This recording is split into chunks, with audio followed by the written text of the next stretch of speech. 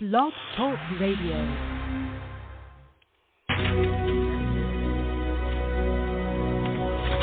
John.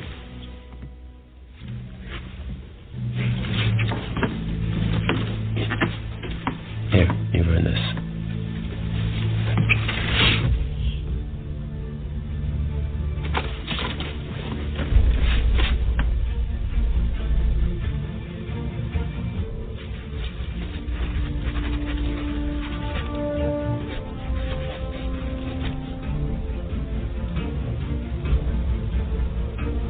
Sure you wrote it big enough? Yes, old King George should be able to see that.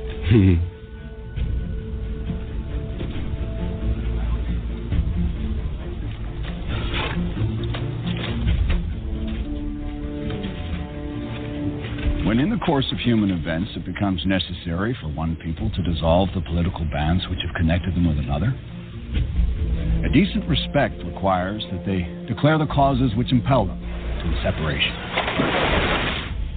We hold these truths to be self-evident, that all men are created equal, that they are endowed by their Creator with certain unalienable rights, and among these are life, liberty, and the pursuit of happiness. To secure these rights, governments are instituted among men, deriving their just powers from the consent of the governed.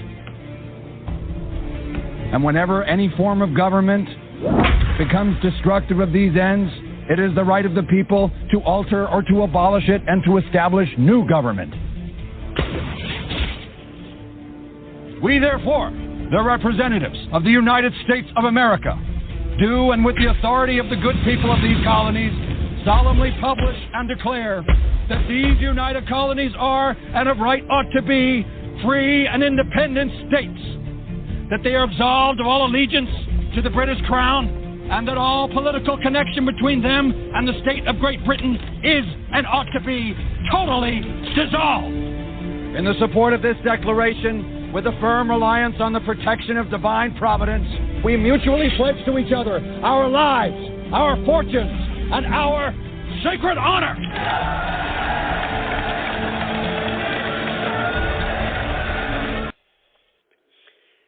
All right, everybody. Joseph Gibson podcasting here, understanding the times in which we live today. Happy Memorial Day. And we'll see who we get here tonight on the call line. If we get anybody here, we'll see. I did invite a few people to come on, but it's Memorial Day weekend. So, but as promised, we will do our history lesson here, and this is Memorial Day, so we have to understand really what Memorial Day is really all about. It's not about hamburgers and hot dogs, So people really need to start realizing these things and wake up. We have a sickness in this country, and I'll get to that in a little bit here. Well, let's play a little something here for the learn a little bit of true history here, and go from there. See, beginning of our country. This is the secret history of how they did it. Daring. Leadership. New ways of fighting. And true American grit.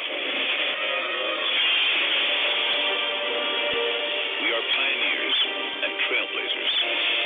We fight for freedom. We transform our dreams into the truth. Our struggles will become a nation.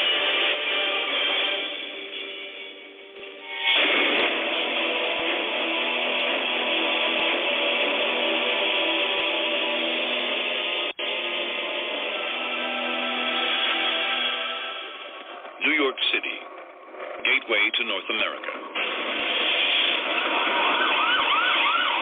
Today, the financial capital of the world. Population, 8 million people.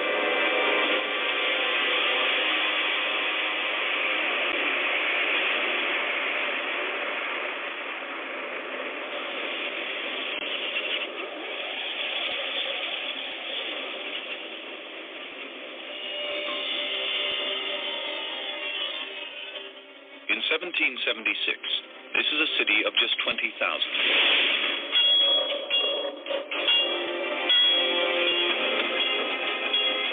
It will soon become the battleground for the biggest land invasion in American history.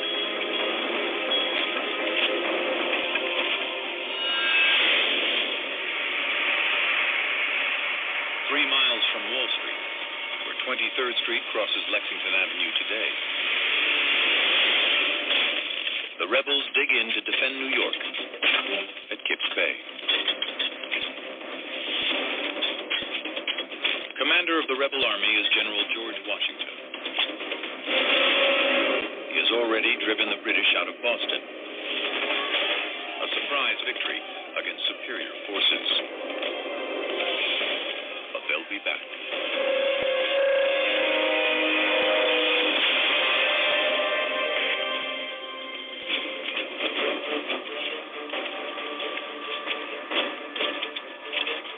The hour is fast approaching, on which the honor and success of this army and the safety of our bleeding country depend.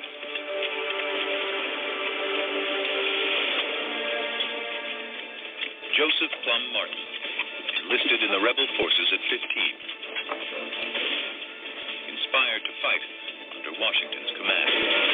A farm boy, he joins thousands of untrained volunteers. Our Revolutionary Army was quite something. It was in a nation that wasn't really a nation yet, just starting out. And we took on the greatest superpower of the time. Washington's ragtag troops are about to face the best equipped and most powerful fighting force in the world.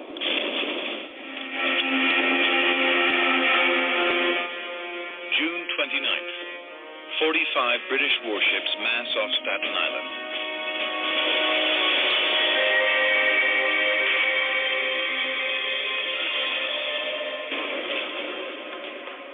Bearing down on New York City, the ultimate war machine of its day, the British ship of the line.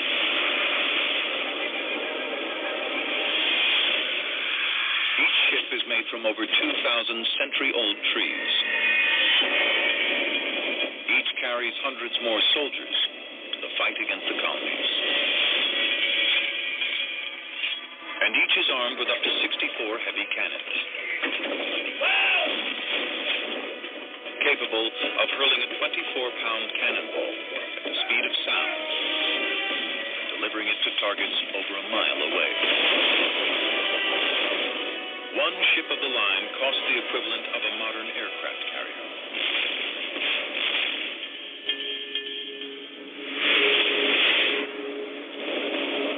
Another 350 British ships are racing across the Atlantic to join them. The British want to terrify the rebels into submission. Instead, they inspire them to resist. On July 2nd, there's a crisis meeting in Philadelphia.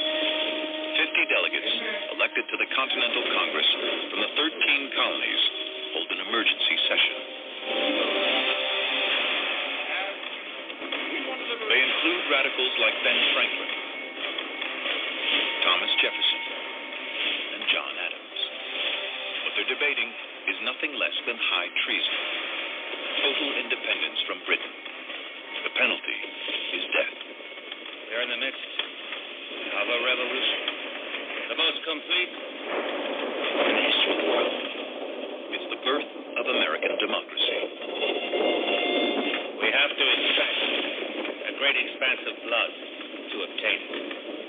Son, don't believe the rebels stand a chance. We are about to brave the storm. A skip made of paper.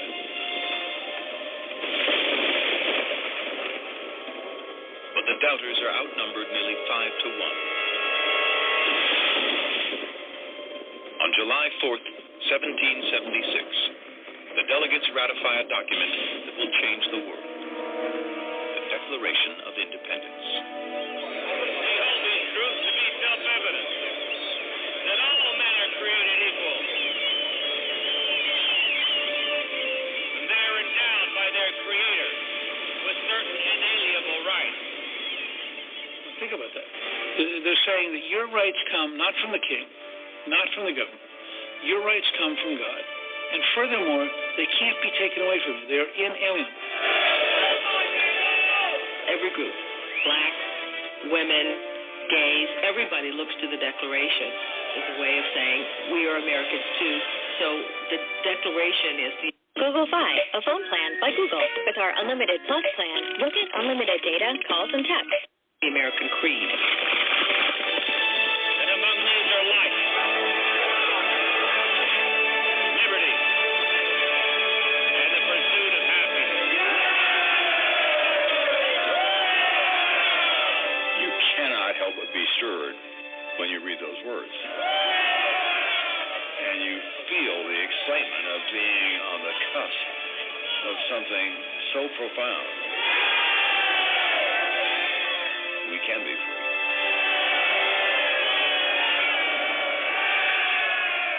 Now, soldiers like Plum Martin have something worth fighting for. On July 12th, 2 British warships opened fire on New York City.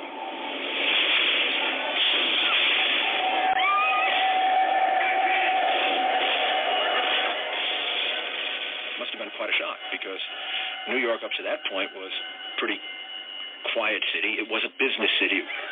So you had significant support for the rebels, but also significant support for the people who were still loyal to the king. A month later, Joseph Reed, secretary to George Washington, tracks the British fleet massing off New York.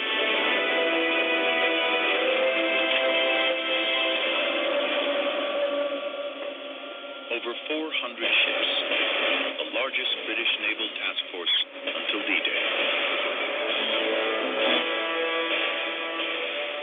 32,000 British troops prepare to storm Manhattan Island. They outnumber Patriot forces 2 to 1. Just 5 of the biggest British ships carry more firepower than all the Patriot guns in the city.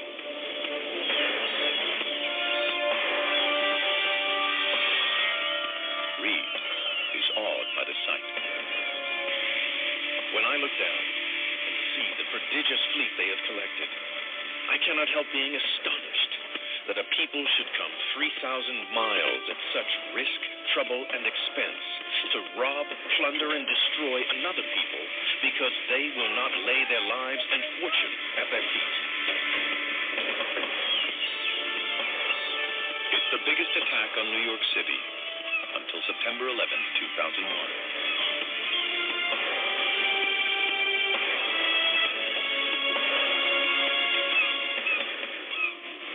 The rebels will stand and fight. The difference for me was that the British Army was fighting for a king, and the Americans were fighting for their lives. Plum Martin is one of 500 men standing guard at Kips Bay. Have a look.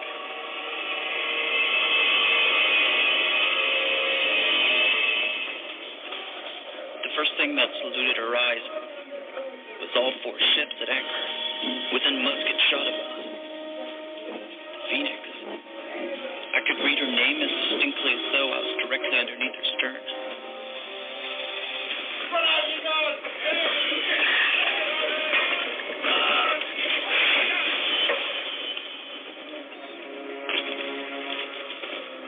The assault begins.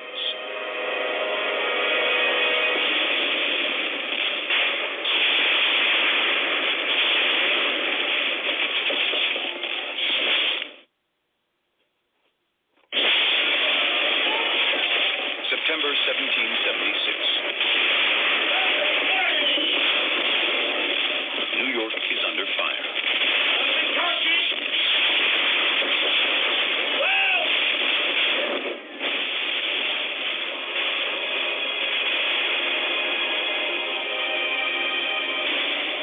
In 1 hour, 2,500 British cannonballs smashed the rebel defenses at Kips Bay.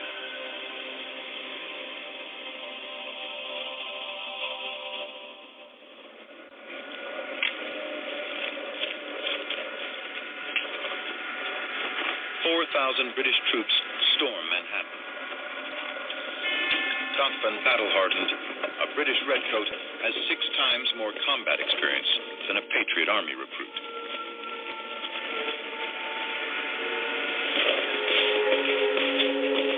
Get back in your line! Washington watches his army collapse. Hold the line, men!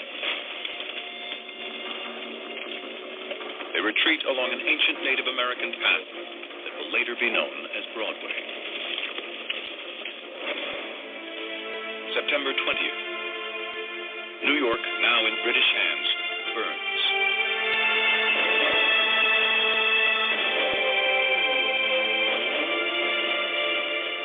No one knows who starts the fire. But over 2 days, it destroys a quarter of the city.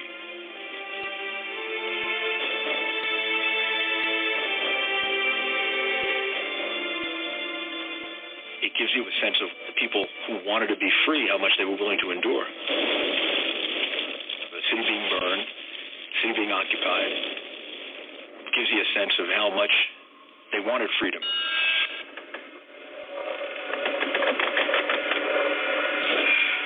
More than 3,000 Patriot POWs are thrown into prison ships in New York Harbor.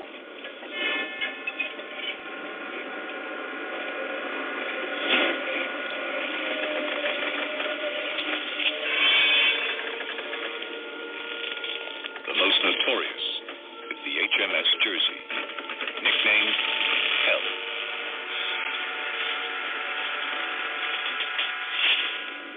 One prisoner, Robert Sheffield, escaped to tell the tale. The air was so foul that at times the lamp could not be kept burning, by reason of which the bodies were not missed until they had been dead 10 days. 9 in 10 prisoners die. There is a memorial over in Brooklyn to those that died on British prison ships in New York Harbor. Thousands of Americans. Over the course of the war, 12,000 Patriot POWs will die in the prison ships. 3 times. Ready to start eating healthier? Meet Kachava. Kachava is the world's health. More than are killed in battle. The loss of New York is Washington's first defeat as commander-in-chief. The overwhelming British force crushes the rebel army.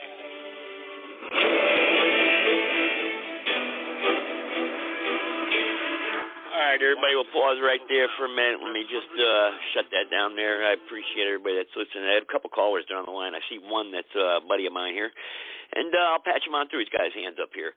And it is Memorial Day weekend, and that's what this show is, a tribute, of course, to Memorial, the many people that have sacrificed and paid the ultimate sacrifice also, especially those that paid the ultimate sacrifice. I did invite Taya Kyle onto the podcast here tonight. Of course, I didn't give her much notice. I sent her out an email, so I was kind of hoping maybe she'd call in tonight here. So, but this show still still a long show. I'm waiting for a text from her and a couple other people I did invite. So, and for those of you who don't know who Taya Kyle is, it's Chris Kyle's wife. Chris Kyle was murdered in Texas at a gun range by a veteran. Chris Kyle is a Navy SEAL. Many of you probably know him by the movie American Sniper, the movie that was came out a few years back, American Sniper. So trying to get her on here and see what happens there. So, but right now, let me bring on. I believe I recognize this number. We'll see who this is here. That's the only reason why I'm unmuting it right away here. 970, you're unmuted. Go ahead. Understanding the days in which we live, Mr. Gibson, how are you doing? How you doing? How you been doing? Hey, you know what? I'm enjoying the freedom and the blessing that those who paid the ultimate price gave me. And I just hope I'm worthy of it and that I can protect what they gave their lives for. So that's why I'm here, Joe. How are you doing tonight? I'm doing all right. And while I got you on, good to remind me, for those of you that are listening here in the call here tonight, Tuesday nights has been turned over on my platform, has been turned over to the Republic. So the Republic leadership will be broadcasting here on my network on Tuesday nights, 5:30 Central Time. 5:30 Central Time. Same number. Call into the show, log in, or whatever you got to do. However you listen to my show, Google Podcast, iHeart, whatever. However you listen to it on Tuesdays, and you can interact with the Republic and the Republic's some members of the leadership. No matter, they usually have the same people usually every week, but sometimes President Geiger will join in. He was on the last one we did, and sometimes others will join in from around the country. And you will get a chance to interact with your government, your lawful de jure government that is waiting in the wings, because we know what's going to happen with the D.C. criminal corporation. It's collapsing. It will collapse. Biden is going to declare martial law. That was released. I'm going to get into that here in a little bit also. It's been uncovered and exposed. He's going to try to attempt to declare martial law. And we have the WHO there and other individuals. I have them on recording, openly stating that COVID was to decrease the world's population by 50%, and that's what the vaccinations are for, and that's why they vaccinate us. And I have that also, and I'll probably play those for you too. So there you have a criminal corporation overseeing you. You're a part of their jurisdiction. Get out of it. Peacefully, lawfully, and come over to the Republic and start becoming active, start getting involved, and start educating your family and friends and your neighbors and whoever else you can, and understand that right now the Washington District of Criminals and the District of Columbia is bankrupted. They're insolvent. They're gone. They have a plan for you to assimilate you into a new world order. When they stop funding the military and the military has to get a paycheck from the UN, you only better believe that the UN troops will be coming. So, and they don't care about your gun rights. They don't care about your free speech. They don't care about your Fourth Amendment. They don't care about your Constitution or your Bill of Rights or your Memorial Day. Okay, so So you're in big trouble, people, and you had better wake up, and you had better get involved and start doing what you're supposed to be doing. And what we were just talking about right there, the rights. Memorial Day, I like to put it too. Also, is that the Memorial Day is to remember the freedoms we once had. Right, Gunner? Remember the freedoms we once had. Yeah, because those are fairy tale land. Yeah, yeah. It's interesting, Joe. It's interesting if you look back at history. There were slaves in ancient days that earned their freedom, but they'd been born and raised slaves, and they were never taught how to be free men. Yeah. Once they earned their freedom, they found that they were ill-equipped to be free men, and they realized that they'd be better off if they accepted the ring and became indentured servants. So that means they're sworn for life now. There's no way they could get out of that servitude. Yep. That's just human nature and the laws of nature and of nature's God, the one our Constitution is based on, is that only the equipped survive. And the better equipped you are, the better off you are in the survival. Yeah. And that's why we're here, is we're merely trying to say, hey, wake up. Listen. Yeah. Well, yeah. Pay attention for a second. This you're is absolutely how correct. you get along in your new world. And,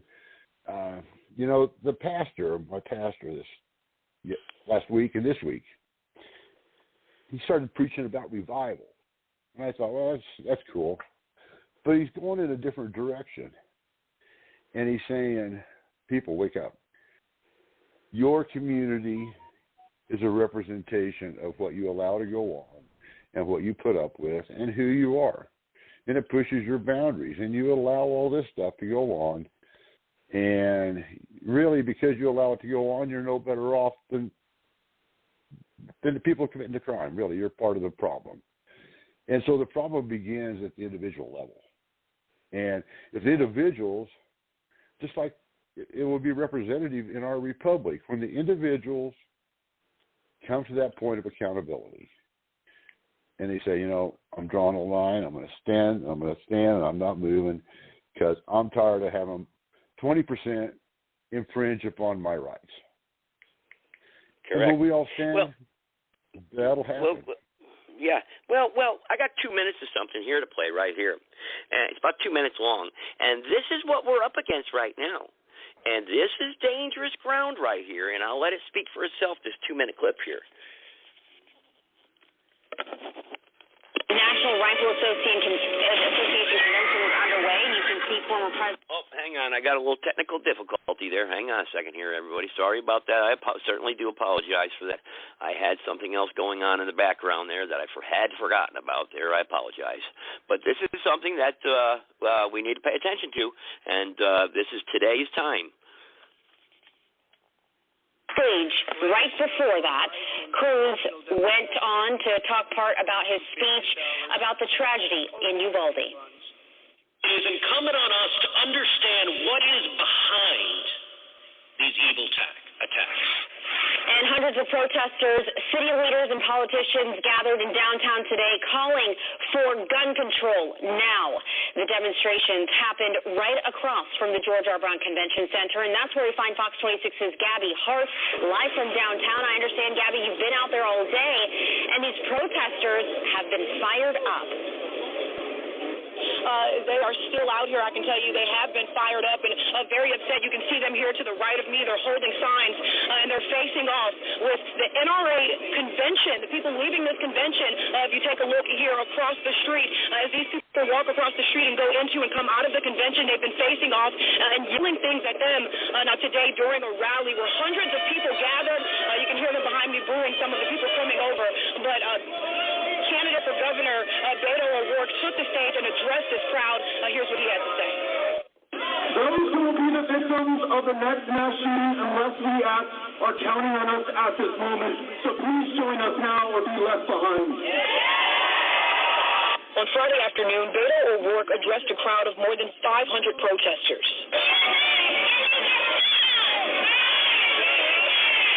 They gathered right across the street from the NRA convention in downtown Houston, all of them in an uproar and demanding change after a gunman killed 19 children and 2 teachers in Uvalde, Texas.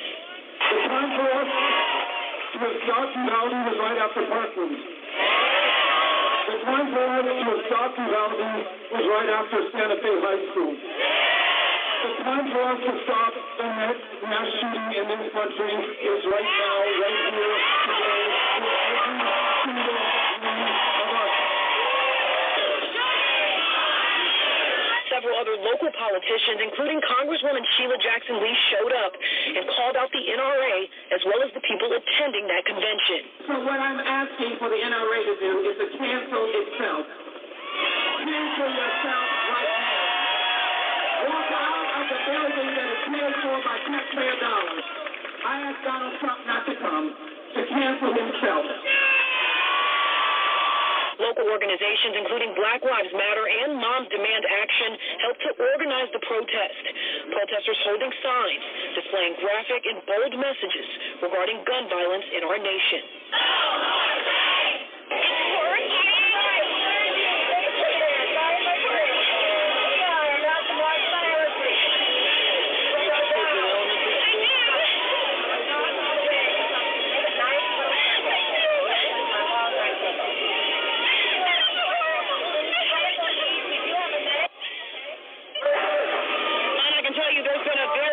Police presence out here all throughout the day. These officers are working diligently to make sure that they keep people attending the NRA convention separate from these protesters who are still out here chanting and standing their ground. Of course, we'll be out here throughout the evening, and you can stay with us for all of the updates and coverage that you need. For now, I'm reporting live in downtown.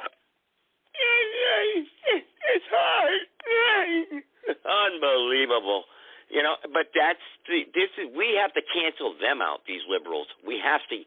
Their voice is toxic. It's a disease in our country, and really, you know, look, we talk. Well, they say, well, I thought you're for the Constitution, Joe. Listen, with liberty, you have a responsibility. You know, and you have to be held accountable for what you say and what you do. And you know, if you're anti-America, if you're anti-Constitution, and this narrative that the liberals have control over now with this Green Deal and this vaccination, wear your mask, give up your Second Amendment, that is contempt of Constitution. If you ask me, that's anti-American, that's anti-God, and it goes against what we really stand for in our foundations. And if our foundations be destroyed, then how can the righteous possibly live here in America, in our republic? What do you think there, Governor? Well, you know, I'm going to have to ask your audience to beg my pardon, because I'm just an old country boy, and that's who I am. I'm just very logical. I'm not an educated idiot. I don't have a piled higher and deeper degree in many circumstances. That's applicable, not all. But the way you catch a herd of hogs, wild hogs, is a little bit of honey or grain, something to feed on, and you just start building a fence. And when you get the hogs all in there eating, then you close the fence. And, you know, that could be well-meaning, well-intentioned government programs to aid and abet, in essence, illegal immigration, the different things that appear so good on the moral, humanistic side of humanity that we represent, but yet, you know, meanwhile, they're building the fence around us. And you got to consider, I thought it was interesting, who led this thing outside, this rally outside the NRA? It was Black Lives Matter and Antifa, or I can't remember. Yeah, Moms Demand Action, and groups like that, communist people? Groups like that. Are these the same people that caused civil disobedience and burned our cities down and created mass? The same people, right? Mm-hmm. Oh yeah. So if you could. So, Joe, I think it's only fair to ask you to surrender your gun, because I'm going to come burn your house down, and I don't want to be punished for it. That's a good one right there. That's a very, very, very, very good analysis right there of how you can say, hey, well, this makes no logical sense whatsoever what you're saying and doing. Yeah. I mean, consider the source and keep it in perspective. These people tell right up front who they are and what they represent. Yeah. Now, if we're going to continue to put up with it, it's only our fault. That's right. Agreed on that. And I'm tired of it. I'm tired of it. It's time for us now to start getting in their face and telling them, shut up, like they did Beto O'Rourke, escorted them out of the building. We don't want to listen to your crap no more, excuse me. You know, and no more, time to shut up, period. We don't want to hear it. That's it. It's a sickness, what they're spreading, and it's filtering onto our children, too. Well, I know you've had kids, because you've said it on the show. You've had some offspring. Yes. So, did there ever come a time in those kids' lives, or is they at that point yet, where you're living under my roof and it's my rules, and if you don't like that, then there's a highway and you got to go find your own way in life? Not yet. They're too young still. Yeah. But eventually it's going to come to that. We all have that are adults. Yeah, you know? Sure. We had to get kicked out of the nest, you know. But we've raised a couple generations that aren't able to fend for themselves. They want to go back and take the servitude ring. Correct. You see it. They walk amongst us. And, you know, we bred them. We brought them into this world, and we have some responsibility for that. But right now, they're ruling us. Yeah. They're ruling us. Look at all. We're going into probably World War III. They've depreciated all of our weapons, our biggest majority of our weapons, over in Afghanistan, and walked away from them. And not to mention the soldiers and the people that were fighting for their freedom. Uh-huh. We sacrificed all that, took all that out of our arsenal. Then we cut the supply chain, and we can't remanufacture that stuff. Now what we got left, all the way down to the baby formula, we're shipping to the Ukraine. And we can't replace it. Mm-hmm. And now we got China rattling its sabers. And it looks like we're sitting duck, Joe. That's how it appears, yes. That's how it appears. We can't get our own baby formula. How are we going to fight a war? I know. I just, they're going to starve us out. They're going to starve us. When you don't have any food, there's nothing you can do about that. I mean, when you have no food, we're in trouble. And not everybody can grow gardens, not everybody can have a garden.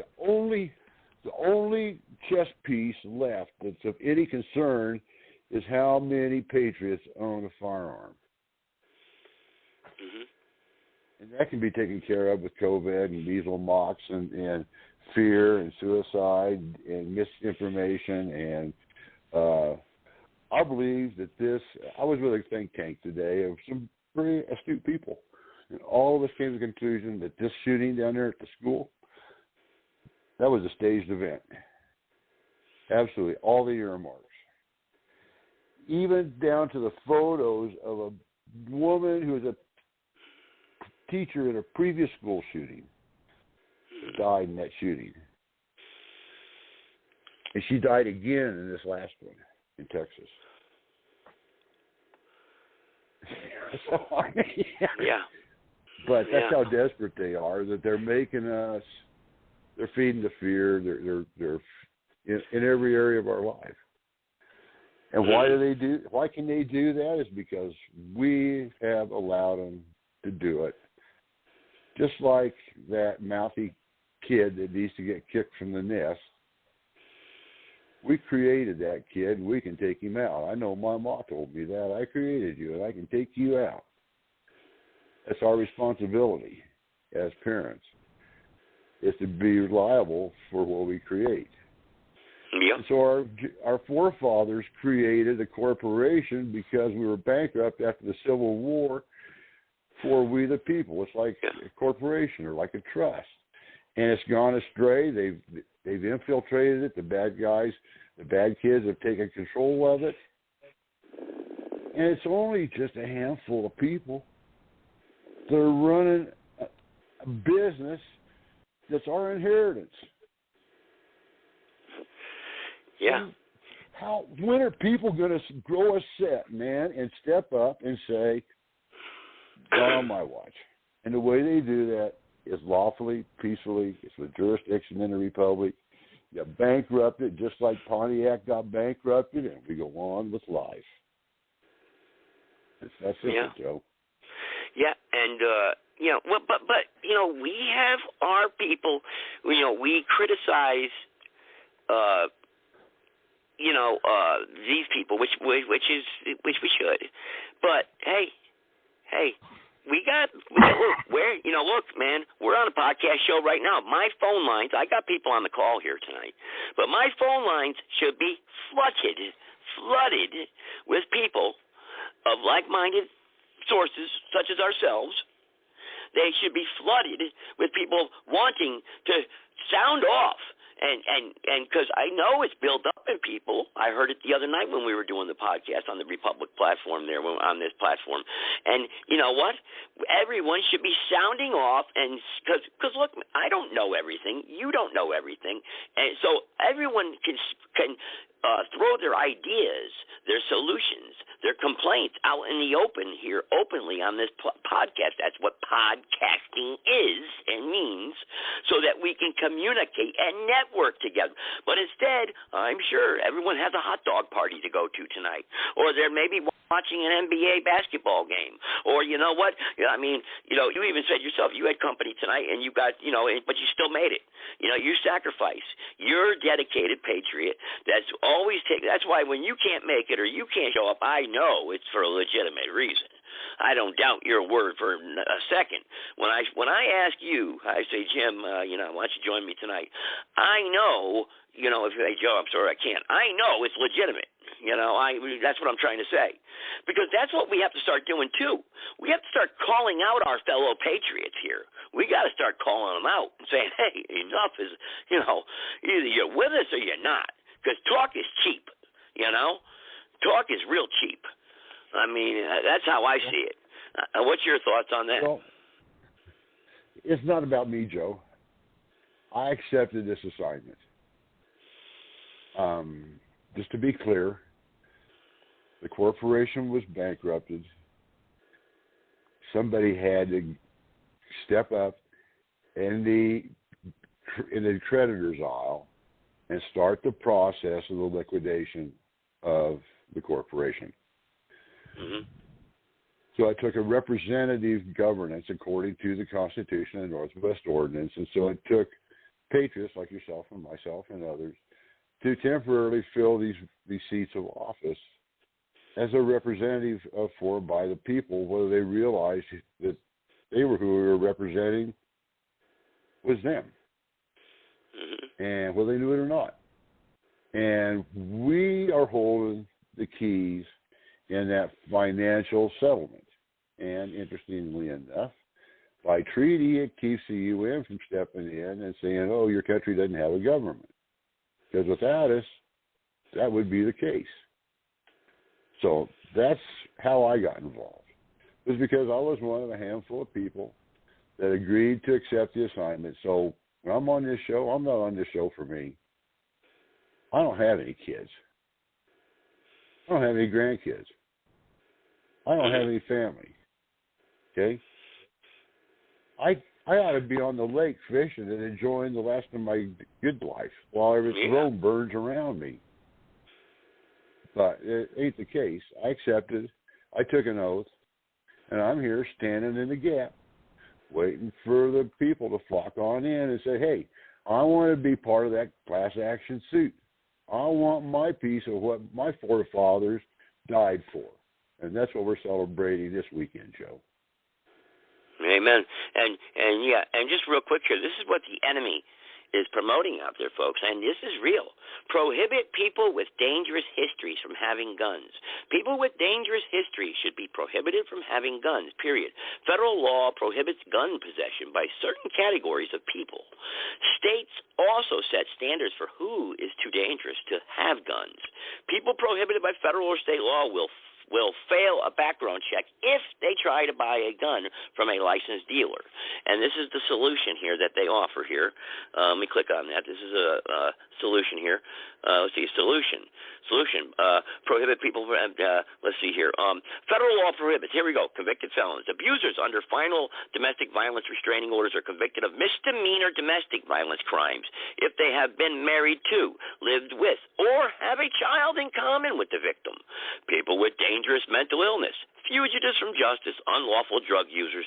While federal law applies in every state without matching provisions in state law, and state officials generally cannot enforce them, states can also fill gaps left by federal law and even set stronger standards. Okay? Federal and state laws should block people with dangerous histories from having guns. First of all, that's not up to the federal government. That's not their job, and that's not what their place, and that's not what the federal government is there for, and that's not what it was created for. Okay?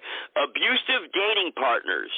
So if your girlfriend, if you break up with a girl, Governor, and you're dating a girl, and she thinks that you're abusive, you should be reported, and your guns should be taken away. That's what they want. That's what they're putting on the books. Okay, so there's one. That's one of them right there. Okay, people with extreme risk protection orders. What's extreme? Convicted stalkers. Okay, people convicted of hate crimes.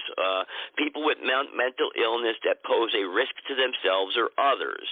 Federal law and state law should clarify that the prohibition extends to people involuntarily committed to outpatient treatment. So that means if you're going for post-traumatic stress disorder, or you have any type of, or you're going to see a psychiatrist and outpatient on your own, that should be disclosed to the federal government, and your gun should be taken away. This is a good one here. This hits for Memorial Day. Veterans, records from Veterans Affairs and Social Security Administration should qualify also as prohibiting in the mental health records area, where veterans should have their guns taken away, and they should be banned from being able to buy any other types of guns. Veterans, men and women who have fought in foreign wars or in war, tend to have mental health issues, so therefore they should be examined and most likely their guns taken away. This is what they're proposing. People under 21 should not be able to buy a gun, okay?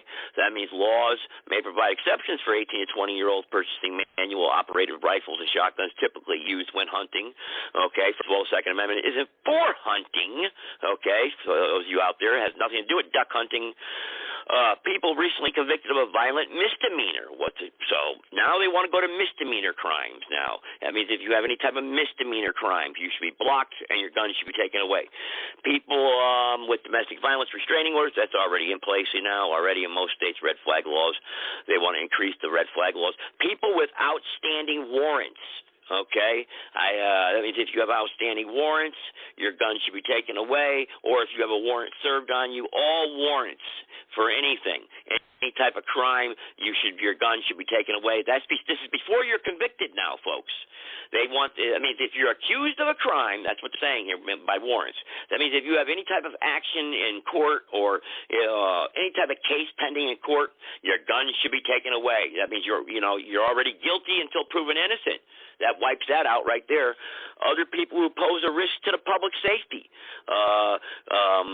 neighbors who fear their neighbors in their community because, like for instance, they're saying here, I'm not going to read the whole paragraph, but basically, if you have an argument with your neighbor, or if you see him with a lot of guns and they're always going out hunting, you should report that because he should be on a list somewhere, just in case, right?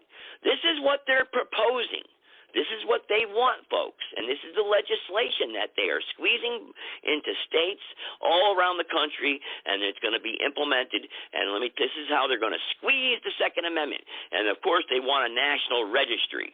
They want a national registry. That means all gun owners, that anybody who owns a gun out there. Right now, they're saying semi-automatic rifles, but they call them military assault rifles. Okay, which they're not, but that's what they want. They want a national registry. That means everybody has to register their guns, and of course, they don't want anything above 10 rounds anymore in your gun. Anything above 10 rounds should be banned. Okay, and you have to turn them in. That's what they're proposing right now, folks. This is what they're proposing. Aren't you out? I mean, first of all, this is disgusting. It makes me sick to even read this. And for any American to even support something like this, I consider you un-American. Jim, you want to comment on that real quick? I don't know if Jim is still there. Jim, you still there? I might have lost him. Might have lost him. Okay, that's fine. Anybody else out there want to call in here? I might have lost you, Jim. I think you got disconnected there. Perhaps. No, I walked away from my phone. Okay. I'm sorry. I had to find my phone. That's okay. But I do have an open platform here tonight, so people, please, 657-383. I know I got callers here on the line. 657-383-0616. And please, this is Memorial Day tribute show also. We're not here just to complain about the liberals and talk about things that we need to do. I'm trying to, you want to call in, you're a veteran, this is your chance. You want to say thanks to anybody out there, or if you have a story about veterans, if you have any names of veterans that you want to read off, or people that you served with, or maybe you have a father or something, or a brother that was killed in action, please, this is the podcast here to call in and pay tribute. It's archived for forever. And those names should be etched in stone forever when this show is rebroadcast or downloaded or archived somewhere down the road on the internet. Please. I'm trying to find the number for this Moms Against Demand Action. I'm trying to find a phone number for them. But, Jim, what do you think about these laws? I mean, what's going on out there in Colorado as far as legislation's going? Is there anything new out there proposed, or what are you hearing? Anything by chance? Well, the New York City mob, the Bloombergs, and all these socialists up there decided that they were going to attack Colorado here a few years ago and make a real example out of Colorado, and they succeeded in a lot of ways. Mm-hmm. So we're definitely under attack out here, as all Americans are, and they just keep nibbling away. They can't get you, with one little piece over here. They'll just build another piece on the fence, and they'll just keep working the fence, and eventually they close it up. And that's what they did over in Germany. That's the nature of these people. If you study history, you see their tactics, and their tactics never change. They're always the same. And, but we're in a different time now with technology and everything. Correct. I have a number here. Things are a lot more delicate. Somebody sent me the number here for the Moms That Demand Action. So I'm going to call it here. And I'm going to demand action that they shut it down here. And, of course, somebody's got to send me a question here with a phone number to my podcast show. Come on, man. If you don't have the number, and this is a person that should have it. But let me just verify this number here real quick and see if it is the number here that they sent me. Just make sure, because I get a lot of cranksters, a lot of people that play games, and I don't want to do that on Memorial Day tribute weekend here. So, let me see. This looks like it checks out. Let me give them a call to see what's going on here with this demand action. They want to support legislation like this. Hello. Thank you for calling Everytown. Please leave a brief message with the reason for your call and your contact information. Thank you for your support. Well, I don't support you for starters, but my name is Joseph Gibson. I'm here podcasting, Understanding the Times in Which We Live Today, radio podcast show here worldwide. And the legislation that you guys want to support here on your that I saw up on the website here is just absolutely unconstitutional. It's un-American, it's disgusting, and it's an insult, and I find it absolutely distasteful, especially to read it on Memorial Day weekend for the men and women that have sacrificed, paid the ultimate sacrifice so we can have these freedoms. And just so it's clear, and I'm sure you know it, but you're not spewing a different narrative, the Second Amendment is not there for duck hunting, okay? It's there because of narratives like yourself and people like you that spread dangerous, tyrannical, communist manifesto-supported narratives that are anti-American and destroy the foundations of what this country believes and supports. And I'm going to tell you right now, it doesn't matter. You will never get your new world order. You will not succeed. And long live the Republic. And I'm going to say right now, the answer to 1984 is 1776. God bless our Republic. And down with the new world order. Okay, let me hang up there. All right, there we go. Left him a good message, yeah? But anyway. Well said, Joe. Yeah.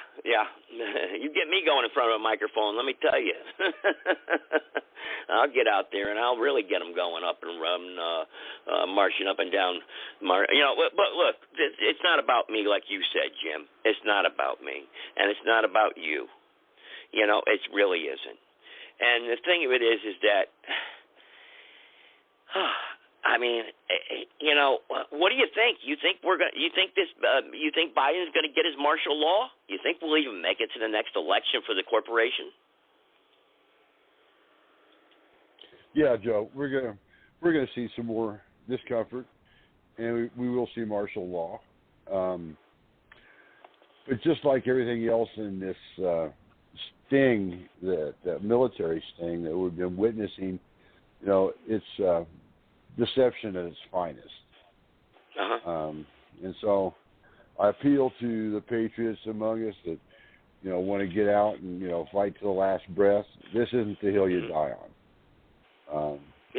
Let our men and women that are trained to do this, that are in training right now, and I know that for a fact because I know some of those very officers that are directing that, and they're there as the cleanup crew. And it's like prairie dog hunting. The Antifa and the BLM and all these people, you can put it on your board. I don't care. They're coming for you, and you stick your head up, and, you have a right to be afraid, but it's not because we want to do you harm. You're just like a wild animal. We just got to get you settled down, get you some medical attention, help you out. And if you cooperate instead of fight us, you're going to have better days. That's right. You got that right. Am I wrong, Joe? Is that not the agenda? I would say you're pretty much right on target as far as as always. But we really, the patriots out there have got to start shaping up and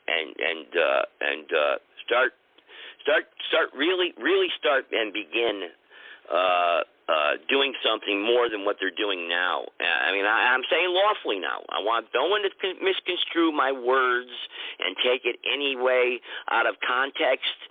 And it goes same thing with Jim here on the phone out there in Colorado. No, do not twist our words around at all, because that's not what we're about. We are a peaceful movement. The Republic is peaceful, and we do not any way, shape, or form whatsoever advocate violence. Okay? We do advocate defending ourselves constitutionally, whatever, and lawfully. Okay? I know Jim will back me up on that, but we will not support any type of violence or hurting anybody. That is not what we're about, and that's not what the Republic is about. No way, shape, or form. Never, never, never. Our agreement with the world regarding that subject, though, is public disclosure. Our agreement with the world is public. It's on our website, and the website is republicfortheunitedstatesofamerica.org. And you can read the document there. It's a lengthy one. It's a declaration of claim and interest and sovereign intent, which states it all. And in there, we clearly state what that playing field that you just described looked like. Mm-hmm. And if we violate that, then we have violated our treaty, our trust with the world, and we're not doing that. So anybody who wants to have a conversation about it, I'm happy to have a conversation. Just get educated and know what you're talking about before you come to the table. That's all I ask, respectfully. Thanks, Joe. Correct. Very true. Very, very, very well said again, Jim. Anybody here want to join in the conversation? Press 1-657-383-0616. Let me attempt the another contact info here real quick. Here, somebody just shot me off a phone number here of an organization here, that was out there in Texas, the Black Lives Matters. I don't know why they're jumping down the pike of this. What that has nothing to do with Black Lives Matters. This Texas thing that happened, this Texas shooting. I mean, that has nothing to do with it whatsoever. So, hey, Joe. Yes. Bright boy. I would like for you to answer me a question, or let's open it up. Sure. I got a couple of things that don't line up in this Texas thing. I said we've been thinking about this afternoon. All right. One is, why does the border security have jurisdiction over that school in that incorporated area of that town? Okay. Because that's what I heard it reported on the news. They had to wait for the border patrol to get there. Mm-hmm. So okay. Nobody's explained to me why that jurisdictional overlap has happened and why they have their jurisdiction supersedes and overrides that of the local police. The police can't operate to defend our children until they get permission from the border patrol. So I need some clarity on that. Okay. Also, anything else? Anything else? You said you had a couple of them there. In that same conversation, then it was made public that since that school shooting, the Border Patrol no longer was going to enforce their duty as border agents and enforce the border. Mm-hmm. Now, what sense does that make? So there's a couple of issues here that bother me a lot about this incident. That's just to name two of the top ones. Okay. You know, if anybody's got any input on it, what that picture looks like. Well, I will give that to you. That way. Well, I'll give it to you right now. Basically, the Constitution. Basically, this is what it says right here. According to the District of Criminals, they have a 100-mile buffer zone. The Border Patrol agents, all the way around the border of this country, anywhere in this country, they have a 100-mile buffer zone where that they have. That's their, I guess you could say, their area that they're in charge of. U.S. Customs, Border Protection, CBP authority. They operate within 100 miles of any U.S. external boundary. That's what it said. You know, in this 100-mile zone, I guess you could say Border Patrol agents have certain additional authorities. For instance, Border Patrol can operate immigration checkpoints, for instance. Border Patrol, nevertheless, they can't go pulling people over without reasonable suspicion, they say, of an immigration violation or crime, but you know how that goes, you know. Border Patrol cannot search vehicles in the 100-mile zone without a warrant or probable cause, same thing as a police officer. Border Patrol agents, they routinely ignore these zones or whatnot, you know. But much of the U.S. population is affected by that, you know, and I disagree with it. What's your knowledge about the Constitution on that? Now, this is according to the corporation's rules in the Constitution. Now, this is outdated legal authority and lack of oversight in my mind, because I'm trying to type in where I can find out where I can get some information on it, but I believe they should not have that type of authority, the federal government. But the federal government's job is to protect the border. So, what do you think, though? That's an interesting kind of question you posed to me. But what do you think? Okay, well, so they got that authority. So they're delegated that authority. So now, why do they say since there's a school shooting, they're not going to do their job? Yeah, interesting. Yeah. Very interesting. I wish I had a phone number for Border Patrol. I'd call them and ask them this question. The Border Patrol down there. I think I've tried calling them before on this show and was unsuccessful actually. So, yeah. You know, I mean, the government's job is to protect us. Yeah, it on is. The border. And now they're saying, well, since the school shooting, you know, we're not going to do that anymore. Well, wait a minute. You know, I got a question. So then the second one is, we know that the local cops didn't have ARs or assault weapons. So maybe they had to wait for the Border Patrol to come in with assault weapons to, you know, go approach this guy because they said they were afraid of getting shot up. All they had was handgun, you know, facing an AR. Well, no. I don't know about that. Now, wait a minute. Now, well, that's what's reported. That's another good reason to take away more ARs, right? So only the crooks got them. because the cops don't need them. You know? Yeah, right. Border Patrol. We'll wait an hour before they show up. Oh, Joe, be a good citizen. Give up your AR too, man. You know, you don't need it. We're going to protect you as much as we want to protect you. And when we don't want to protect you anymore, your ass is mine, buddy. Yeah. I'm going to firebomb your place. I want your gun first. Oh, my Lord. Yeah, I know. It's insane. It's insane. I don't know what... I don't know what to say on that. As far as, but you do agree with me though, because I'm getting some flack here on the internet here. Because I'm reading. That's why it seems like maybe I'm, the Border Patrol has authority to. You agree with me that constitutionally that's their job, the federal government, right? Protect the border. That's what they're supposed to do. Yeah. Right. Yeah. But now they're not going to do it because of school shooting, and now they want to take away your guns. I got just another chunk of fence, man. That's all it is. Yep. Yeah. Another chunk of fence. Yeah. Let me get to. I got some hands up here, so let me connect them here real quick. Go ahead, there, private caller. Is that me?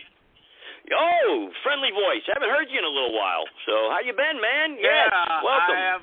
Your time zones are all over the map. I never know when you're exactly going to be on. But that's okay. I'm going to look closer to see if I can find it. And, I would like to do a couple of things. I'd like to try to endeavor to answer the question that was just asked about the Border Patrol and why is it involved. Why would they have to wait for the Border Patrol?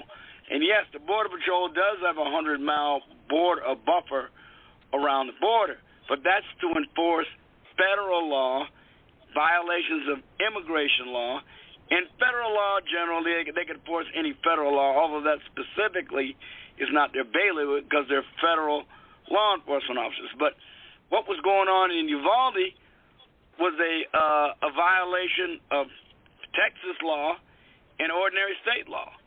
They're strictly speaking, they don't have jurisdiction in Uvalde. Now, here's what I'm thinking, and don't hold me to this because I'm not sure that I'm correct because I don't know what sort of agreements the state of Texas may have with the Border Patrol. But what I'm thinking is, in view of the fact that Uvalde is a small agency, they don't have the type of equipment that you might expect of a well-equipped SWAT team because it's expensive, to say nothing of the training that's required to keep them current and proficient with it. Mm-hmm. I'm thinking that they may have simply requested them to come to their aid in sort of an impromptu deputization. You get where I'm coming from? Yeah, yes. Because, in some jurisdictions where you have federal task forces, the state will deputize or give enforcement jurisdiction to federal agents, but state does it. State gives it like to the FBI or the DEA or whatever. I've been involved with them in these things. The state gives them, and so they can also enforce state law as well as federal law to make it easier for the task force to work together. You understand where I'm coming from? Okay, yeah. But strictly speaking, Border Patrol didn't have jurisdiction there unless there's some sort of federal law involving a school that maybe they might hang their hat on. But strictly speaking, they don't have enforcement authority in Uvalde or anywhere else other than as citizens. Any citizen can take action and protect life, and these men are armed, after all, so they could do it in that respect. But look, they were stopped, Sarge. But they were arrested and stopped. Yeah, but look, here's the thing, though, fellas, and we got to understand this no matter what. Given the magnitude of this, no one is going to quibble about technicalities involving whose jurisdiction was and whether or not it was appropriate for them to come in and help the people of Uvalde. It just is a matter of reality. No one is going to take any action about it. But that's my 2 cents worth. That's what I'm kind of suspecting. Like I said, I have seen federal officers working in state task forces empowered and deputized at the state level so they can enforce state and federal law. Same thing with local law enforcement agents. They get deputized as U.S. Marshals. Okay, you as being a former Illinois state trooper, the state police or state police can't deputize anybody, correct? They're municipality police departments, right? They can't deputize anybody, can they? Within their jurisdiction, yes, they can. They have special police. Wow. Most states special police power, and they can appoint somebody as special policeman. You know, it varies from locale to locale, and you have to look into it. But usually something like that involving the feds would come from, usually either a city-level authority or state-level authority or whatever. They make arrangements. But this thing was kind of impromptu, I suspect. Uh-huh. They might have done it over the phone, over the radio. Come and help. Why did they stop the parents, though? Why did they arrest the parents that were trying to get in there? Here's what I'm saying. They say, you've got the equipment, you've got the training, we need help, come, please. They're not even going to worry about jurisdictional proprieties. Now, I know I shouldn't even probably ask you this question. Saying. If you're talking about the law, they don't have any jurisdiction in Uvalde unless it's a federal crime. Yeah, true. Unless it's a federal matter. They don't have any. Yes. Yeah, I agree with you wholeheartedly. You can't say because it's a grave thing, the slaughter of school children, all of a sudden we're going to say the federal government has jurisdiction in Uvalde, Texas, over a state crime committed in a school. You just can't. Point of order. Believe me, I have no problem, given the fact that Uvalde wasn't going to protect those people. I have absolutely no problem with the Border Patrol doing it and going in and doing what needed to be done. Hang on, Jim's got a question for you. Believe me, I'm not complaining about it. I'm simply saying the law is still the law. Just like the law was the law when John F. Kennedy was murdered. Under the law, the state of Texas had jurisdiction over the investigation because they had no federal law governing the assassination of a president. It was a murder of a citizen within the state of Texas. They had jurisdiction, but as we all know, the Secret Service just assumed authority. Okay, so hang on. Subsequent to that, Congress did pass a law dealing with the murder of federal officials. All right. Hang on now. All right, Jim, go ahead. You said you got a question for him here. Go ahead, shoot. Well, yeah, comment. That's a bad term, really. Another chunk of this wall I keep talking about, or this fence, is probably hidden in some school funding agreement or something like that states that having a firearm on a school property is a federal offense. I'm sure that that's probably the case because I'm sure that these people I know the heat of the moment, and I know what Sergeant's talking, and I don't doubt his word a bit, and I respect him immensely. But there's still, I think there's a little bit more to this, but that still doesn't answer the question about then why do they refuse to do the border protection, which is what their primary federal task job is since that school shooting. Now, for them to the president's telling them, because Biden's telling them, Jim. He's ordering them to stand down. DHS is telling them to stand down, right? Oh, no doubt about that. Biden is telling them to not fully carry out their sworn duties under the laws. Well, why don't we call them and find out? I got their phone number right here. Let's call them and find out. Maybe I can get a hold of somebody they're going to give you the runaround. I guarantee you that. But they're not carrying out the duties that Congress has empowered them to do in the form of legislation. They are being given the slowdown by the Biden administration and their executive bosses. That's why Biden should be impeached. He's not faithfully enforcing the laws of the United States. Well, he can't. He's part of the district. He's a corporation. It's corporate laws. But hang on. Let's see if they give me the runaround. This is their direct number. Let's see if I got them right here. Hang on. See if I can get them.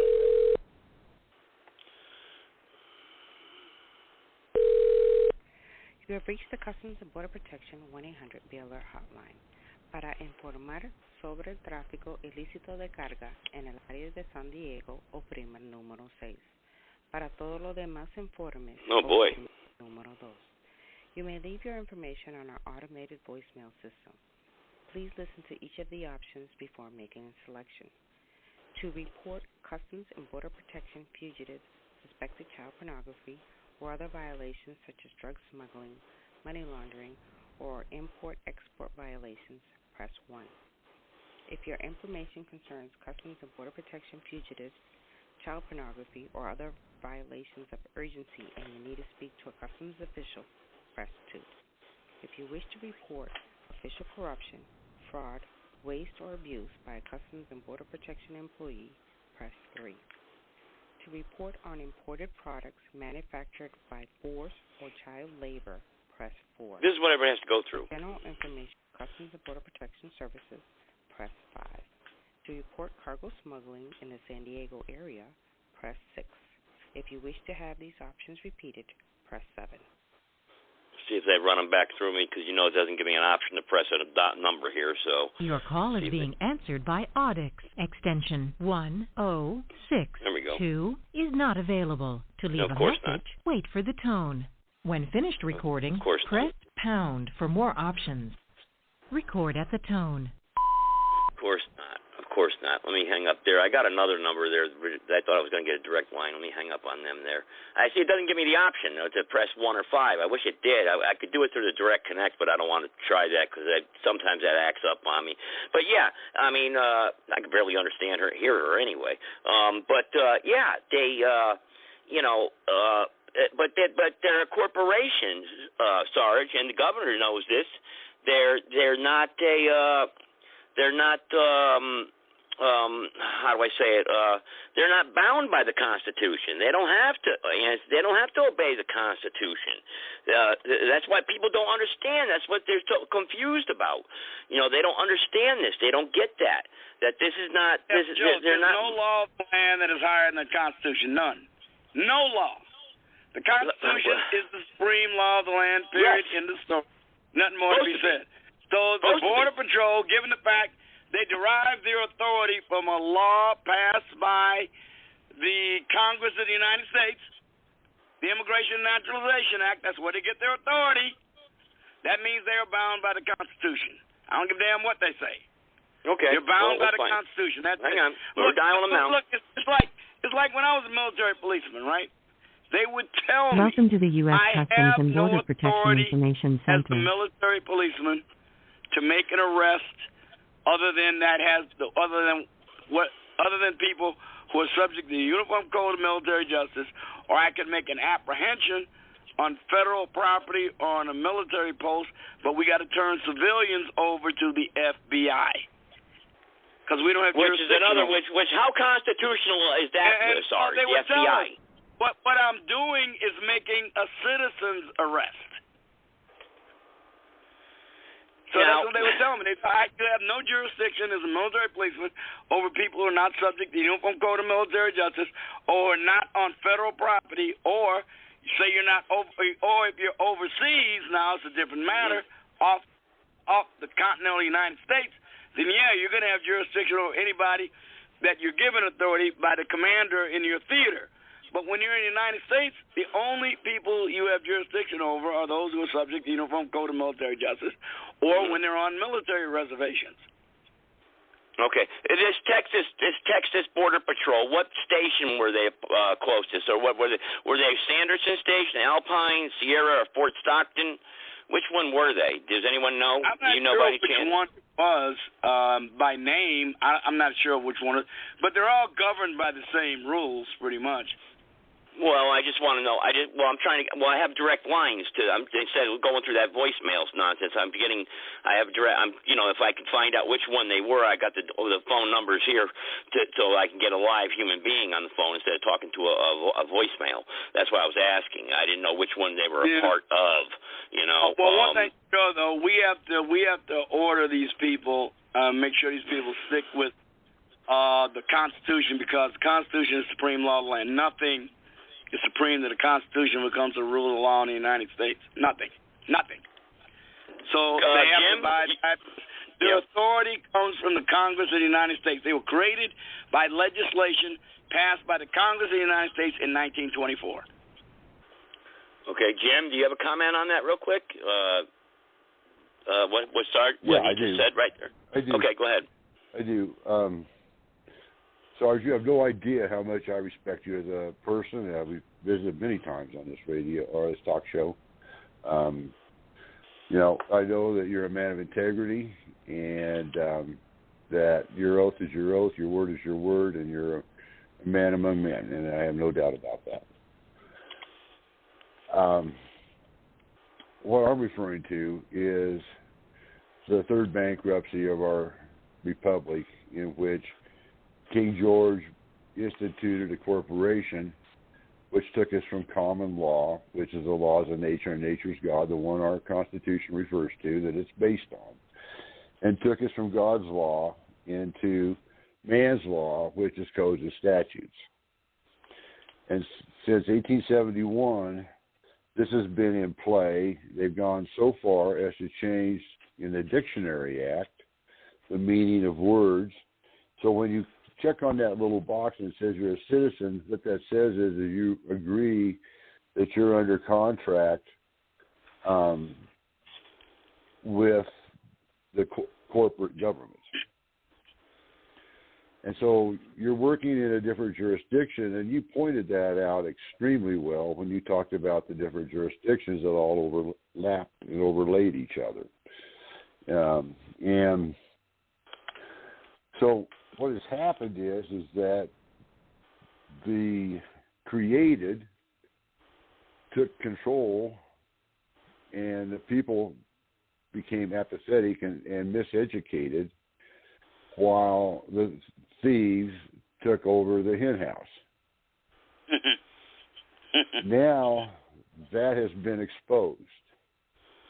The reason it all goes back to, and I can give it to you in chronological order, it goes back to Eisenhower warning about the military-industrial complex, and then it progressed to where the next election it was JFK, and he was going to shut down the central banks and get rid of the corrupt banking system, and he got assassinated for his efforts.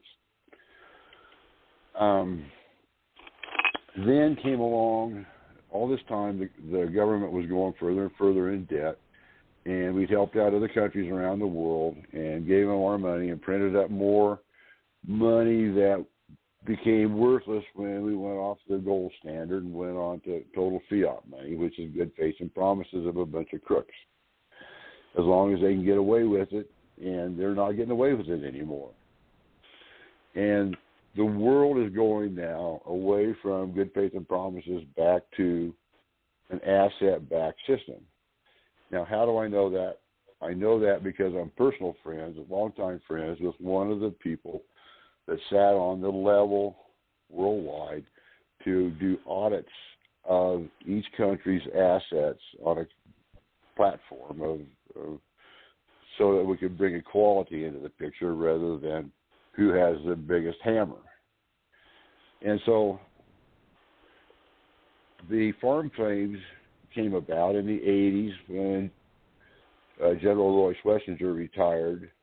His parents got caught up in a federal land bank scam, and he formed a class action suit of 220,000 people that was heard in the federal court in Denver that sealed the verdict, or the what was ruled, the ruling.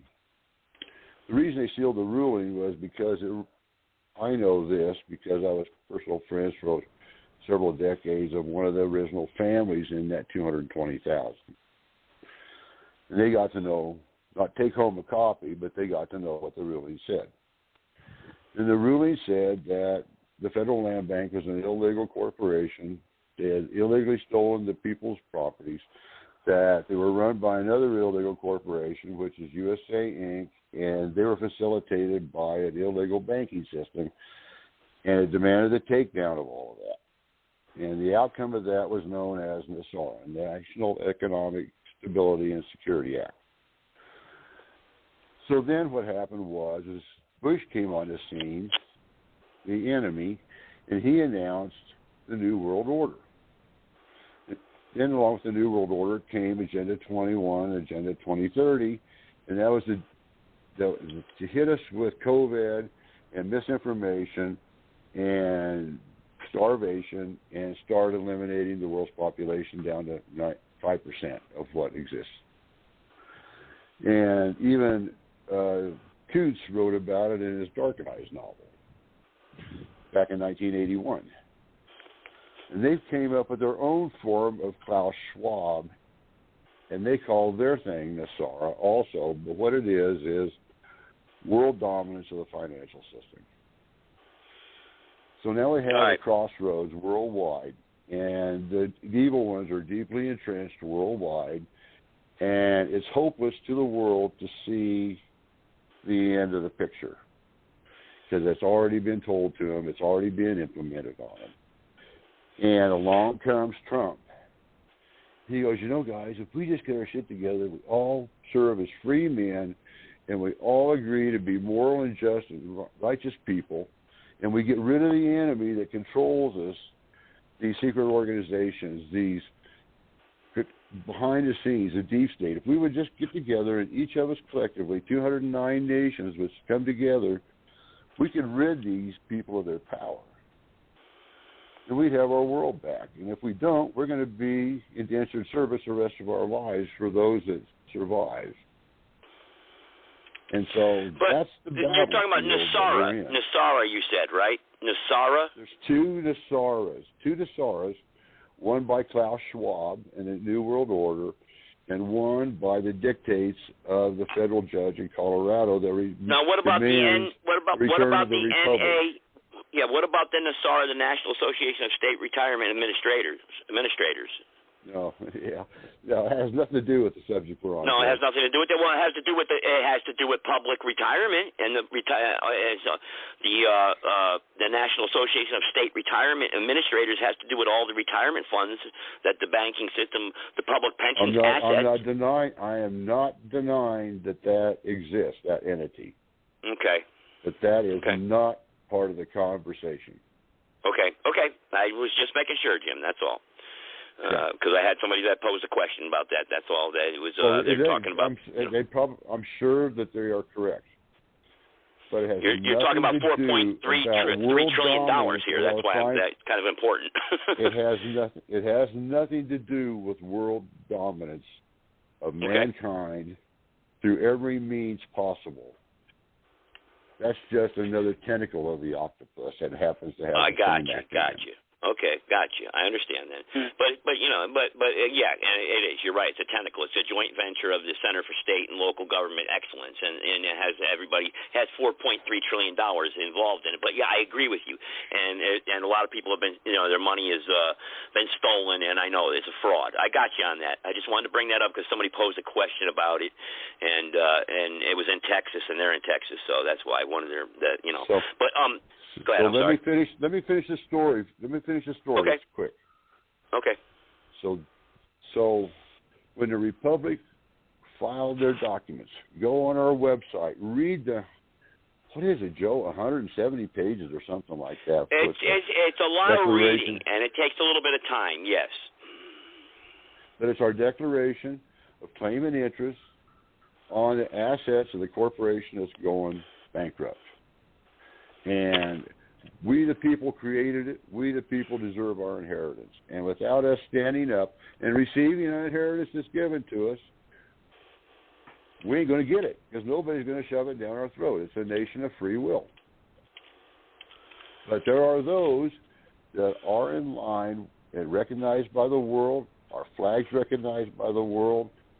World people know more about what we've done than most Americans, because that's why Trump got the glad hand in 209 nations and led the Queen around by the nose in her army, is because now 209 nations, as evidenced by Steve Bannon working with the communists, or not the communist Chinese, but the Chinese people, the families, and they patterned the Declaration of Sovereign Intent and Claim and Interest and read it on YouTube. I think it's probably been removed now, Joe, but I remember listening to it on YouTube.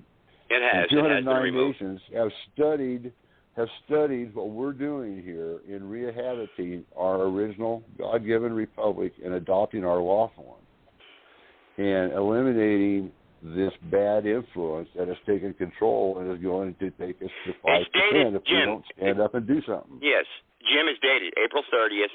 It's dated April 30th, 2012. It's Proclamation of Claim and Interest. And for anybody who wants to read it, it's titled From and by Limited Sovereign Authority Delegated by We the People on the Republic for the United States of America. And it's I'll just read one little tiny excerpt here. To the United States of America, Department of Defense, Joint Chiefs of Staffs, and to the world and all the peoples and public and private persons in the United States, the Municipal Corporation, and all subsidiaries thereof, ETAL, and the International Court of Justice at The Hague, and the United Nations, and the Universal Postal Union.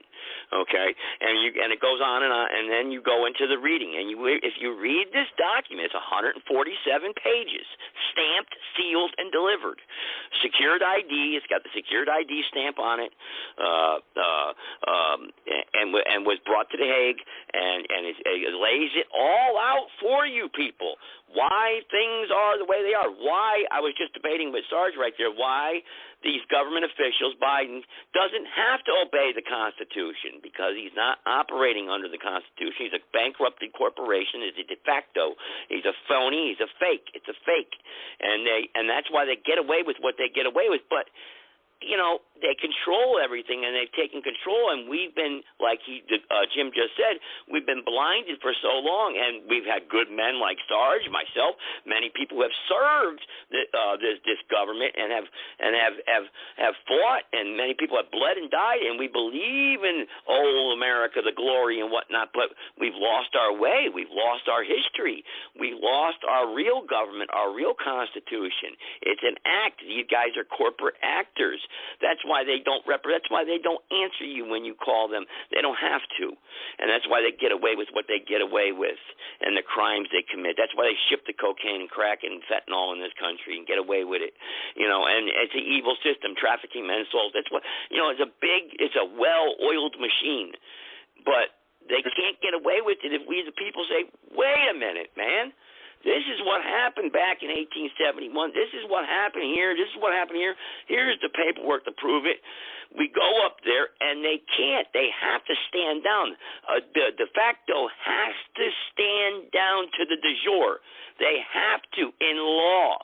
And the world will operate, and the world knows this. The other governments and people, people in Europe, they know more about the United States and what's wrong with our country than we do. You know, those people around the world, you know, and if we would stand up as Americans and put our dumb phones down and not worry about the NBA and the dumb bowl every year and get back to our what the founders taught us, what they taught their children growing up, we have to get back to the basics. Learn about history, learn about money, learn about, unfortunately, the arts of war. Understand everything, and what's going on around the world, and we can have an awakening, a spiritual awakening, a fundamental awakening, a historical awakening in this country, and have our republic back. Have our Constitution reinstated. So, there's a corollary to what you say that I think, along with this notion of the United States becoming a corporation that de facto supersedes the Constitution, and that is this vast army of unelected, unaccountable bureaucrats in almost every agency of the United States. Let me give you a perfect example of what we're talking about. Take the ATF, which is one of the worst of them. The ATF, there was a guy who invented a thing called a force reset trigger. What it does is when you fire around with this force reset trigger, the recoil movement of the bolt in an AR-15 rapidly resets the trigger so you can follow up very rapidly with another shot. It sounds just like fully automatic fire, actually. But the ATF, now they know the way it functions. It does require a separate pull of the trigger. Just that it's so light, you can do it very quickly. But the ATF, rather than accept the definition of an automatic weapon, has defined by Congress, because that's the law they have to work under, the laws passed by Congress, they decided to redefine it as a machine gun. The trigger itself, they reclassified it as a machine gun, even though each shot is separate. as a separate pull of trigger accomplishes each shot, even though it's just about as rapid as full automatic this way. Okay. And of course, the designers of it are suing, but it gives an illustration of how these bureaucrats simply just take it upon themselves to interpret the law rather than say, hey, you need to go back to Congress. We need to go back to Congress and reinterpret this so they can pass another law that will redefine force reset triggers if that's what they think they need to do. But they just take it upon themselves to arbitrarily redefine the law without like the Supreme Court. Consulting with Congress.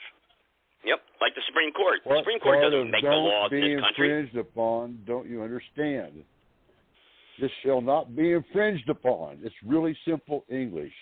They don't follow the Constitution.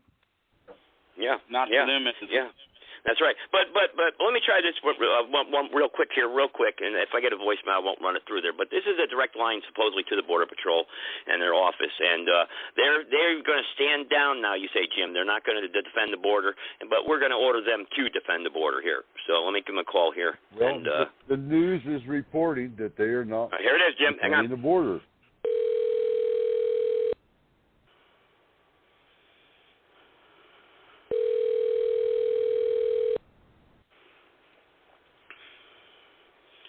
If I can get them.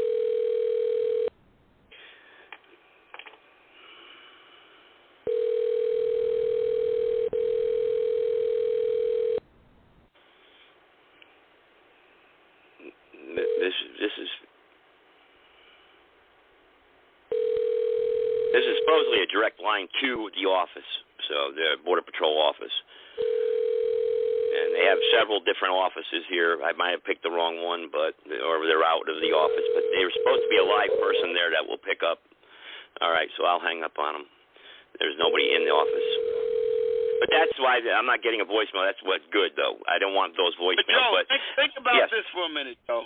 Okay. There are about, right now, the Border Patrol is reporting 250,000 encounters with illegal aliens a month. And by encounter, that means every form of contact, apprehensions, surrenders, gotaways, 250,000.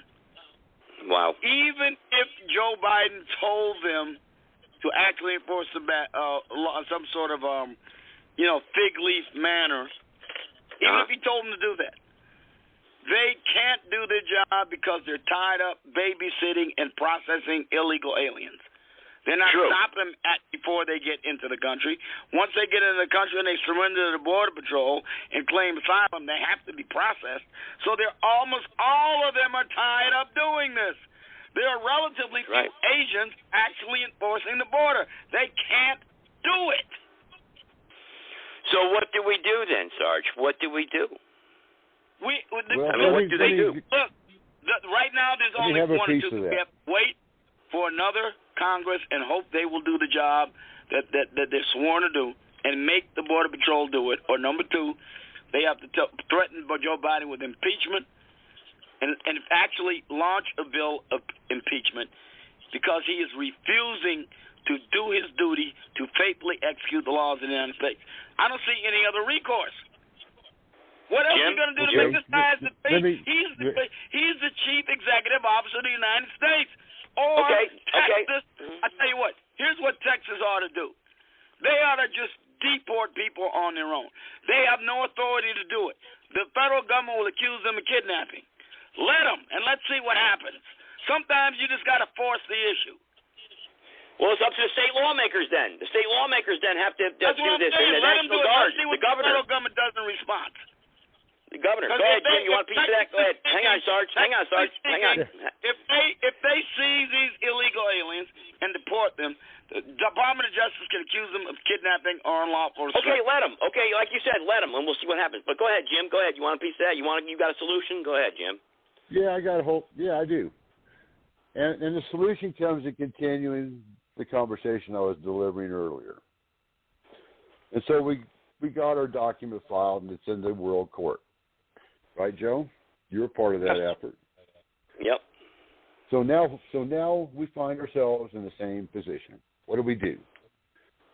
Well, history will prove that I'm related it correctly. Joe knows the details. So we went to the warrant officers, and we said, we got a mission for you. And so they served all 50 governors. And it was the governors, right, Joe? It wasn't anybody. Yes, it was the governors, yes. 50 governors. And notices to rescind their, take a new oath to the Republic and to the free state that they served and go back under constitutional common law. Common constitutional law, yes. Okay, and that was backed up by all the jury proceedings that had preceded that during grand the juries. Yep, 50 grand juries were convened. Yes, 50 grand juries. Yes. And so, operating on that, this was part of the solution. So they didn't agree to step down. And so now what do? Well, it's up to the military. Funny that it's kind of up to the military. That's kind of where we find ourselves today. And the military's torn. And they suffered Obama and Clinton and so on. We had that dilemma, Jim. Jim, but we don't. Jim, you're clouding it. Hang on, Jim. With all due respect, you're clouding that. Yes, I see what you're saying, Jim. And we're going right back. We're going around in circles here. Yes, and we came across, posed that question to the military leaders and to many leaders within the de facto. Also, Ron Paul was there. Rand Paul, other leader. I forgot another one out of Arizona was there. And many people were there. And the assemblies were formed around. What were we going to do? Have one of the generals from the United States military get on the 6 o'clock news and say, "Okay, everybody, Obama's going to be arrested. The Congress has all been arrested. We have to have another election. We're reinstating the republic." And tell me what would have happened, Jim. What would have happened if the military did that? Yeah. We would have plunged into a civil war. It would have been a civil war. So put yourself in our shoes, Sarge, because you're a bright man, and I respect you. So now you're faced with this situation. Is how do you turn this ship? And it has to be grassroots, like the 49 people that understood. No, I mean as what I just said. What I just said. If a military leader got on the 6 o'clock news and said that we're going back to the republic and everything's been fixed and what everything we just talked about, Sarge, we just outlined here with the documents being filed and explaining, look, this is what happened. We got off the railroad tracks here and we went the wrong way. President Obama has been placed under arrest. Joe Biden has been placed under arrest. The Congress has been sequestered. The Senate has. We've got to hold constitutional elections starting in 30 days, such and such, but the military is under control right now. What do you think would have happened, Sarge? So you mean the military actually performs a coup and declares martial law? Is that essentially what you're saying? It's not a coup. No, you're wrong. You're on it, but you're. Okay, well, the military declares martial law for the purposes of establishing new elections. Let me finish my story. You'll understand. Okay. So this is what we're faced with. We have all rights worldwide to establish our own jurisdiction here and take over the beast that we had created, the corporation that we had created, and see to its bankruptcy. But they control the printing press and they control the military. So, and they control the press that we listen to, the media. So, if we would have accomplished what we originally set out to do, Joe, I'll say this, in my opinion, in 2012, what was our deadline, we would have had what you just described, the biggest civil war we ever saw. Now let me pose that to Sarge. But we did. Let me say this to that. I think I understand what you're... Let me finish. So we did come up with a 10-year plan right then, Joe. And you know about that 10-year plan. And so the 10-year plan was to recruit President Trump to run for president and to at least get one administration in before they took him down. And he did an awful lot with his executive orders and constitutional judges and but he failed. So on and so forth. He failed. But no, he succeeded in what he had to do. But he came to the podium on his inauguration day and told us that he was bringing the government back to the people. Yes, That was, and so That's self-evident there. So the sting then that the military had to run was like prairie dog hunting. And everybody has to be identified and cleaned and shown to be worthy. Otherwise, they're going to Gitmo as a conspiracy. And that's a huge project considering what we got to go through, not only in our own country but worldwide. But if you'll notice how many countries changed leadership in the last election, that was due to the agenda of the Nassau Agreement of the 209 nations, and they were beginning to fall into place. Just like Russia's fallen into place, getting the Khazarian mob out of the Ukraine and cleaning out the human trafficking and the things that were the biolabs and all of that's in the playground of the rich and famous that control this world. So that's one of the final pieces of the puzzle going on to the gold system. Now here's the interesting thing when you look at this is because if the United States doesn't follow suit and get on a gold-backed system and get out of the central banks and get in with BRICS, we're going to be left to stew in the mess that we created, and everybody's going to shut us off. And we're going to deal with it. But Jim, they're already doing that, Jim. They're already shutting us off. And they're already 10 steps ahead of us with the vaccinations, everything.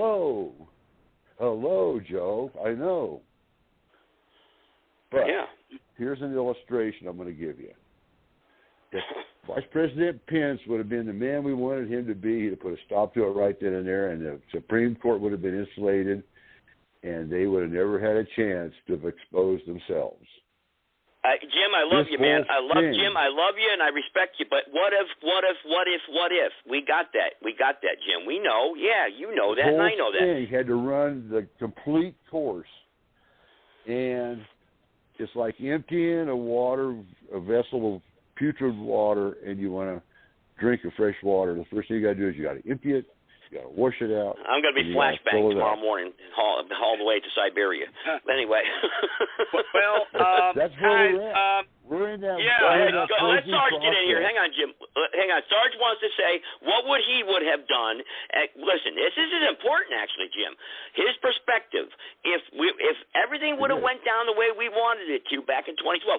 Sarge, what would you have done if you saw that happening, unraveling before your very eyes? At that time, I do believe there was a constitutional remedy at that time to the stolen election of 2020. And that was... No, I'm talking about 2012.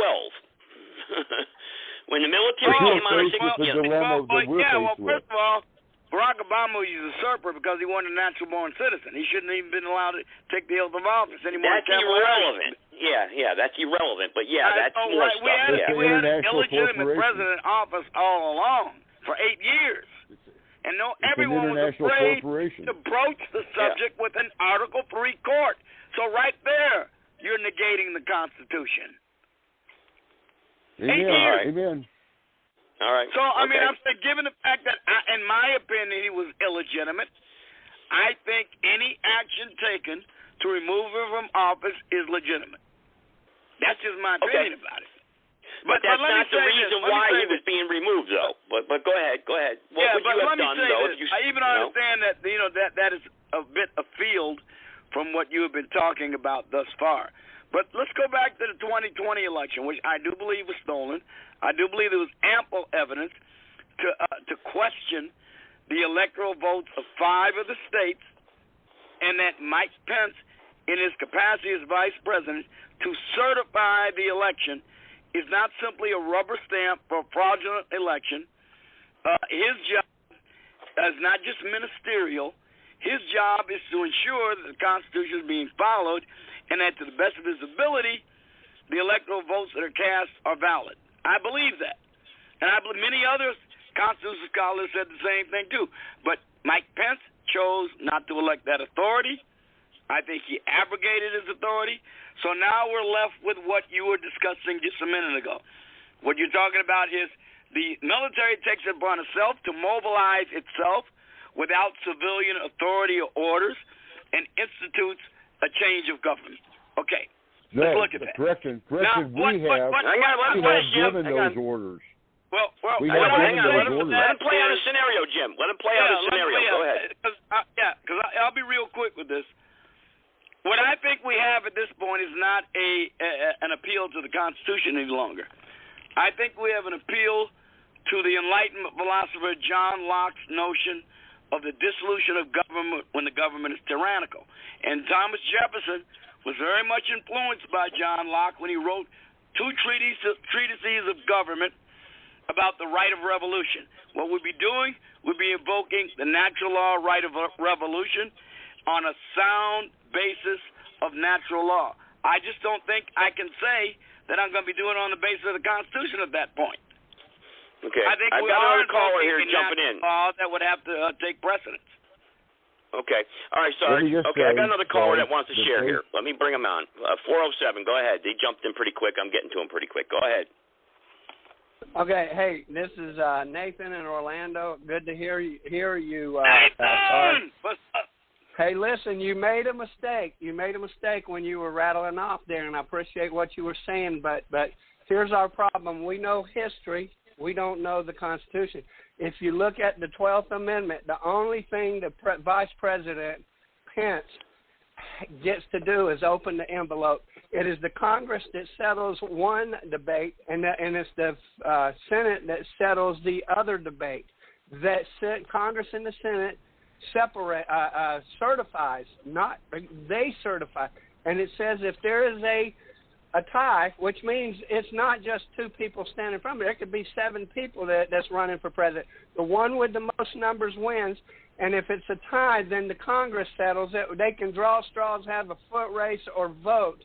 But they get to decide who the president is. And I might have it mixed up, but because I'm not in front of my Constitution. But I believe it's the Congress is the one that certifies the presidential race, and it's the Senate who certifies the vice president. But what we've done is we've learned history, and we're living that. The only thing Pence gets to do in real time, in normal times, if it's a 50-50 vote, he gets to break the tie as the president of the Senate. But here's the other part. The only thing he gets to do in the election is open the envelope. And I don't know what that would look like today with it being a computer. I guess he gets to hit the enter button. Yeah. You know? What do you got to say about that, Jim? Jim, what do you have to say about that? Go ahead. Let Jim, because Jim was willing to comment on it, I believe. That is very true. Under the law form of which they serve, have taken an oath to. Under the Constitution, circa 1870, the person with the most votes from the Congress would be president, and the runner-up would be vice president. There weren't those political party ties that we now have a vice president and a president. But we weren't debating in the same a tie, party. though. So we're not doing any of these elections right, according to the Constitution that we want to serve. That's right. Correct. Good point. Okay, let me throw out a couple little sound bites, and I'll drop off. Okay, this thing with the president picking his running mate started in 1800 when Aaron Burr got elected. The same way the Constitution, there was no electoral college, and the president didn't pick his running mate.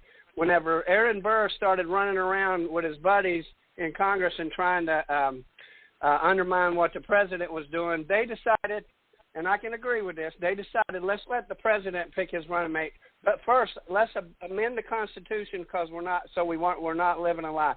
Listen, and Sarge knows me on this. This is my drumbeat. There is no electoral college in the Constitution.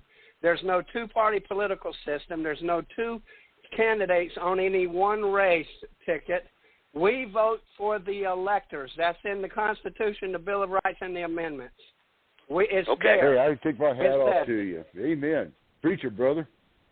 Well, you're right about that. I got to agree with you there because Article 2 was ratified in 1787, and it does mention electors. Well, listen. And I was an elector, by the way. I was an elector, by the way. I got the letter.